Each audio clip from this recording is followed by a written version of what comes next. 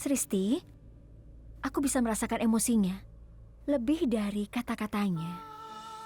Dia adalah ibu yang peduli.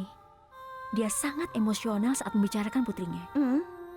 Meski putrinya sudah menikah, dia masih merasa terikat padanya. Aku merasa dia sangat mengkhawatirkan putrinya. Sepanjang waktu dia memikirkannya. Dia hanya memikirkan putrinya saja. Padahal putrinya bersama suaminya. Bukankah itu salah? Maksudku biarkan saja Pragya dan suaminya itu menjalani kehidupannya. Sristi, ya begitulah hubungan darah.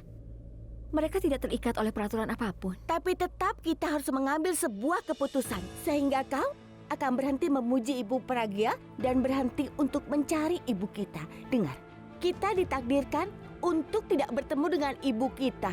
Selain itu, kita tidak tahu nama ibu kita. Sarla. Nama ibu kita adalah Sarla. Apa?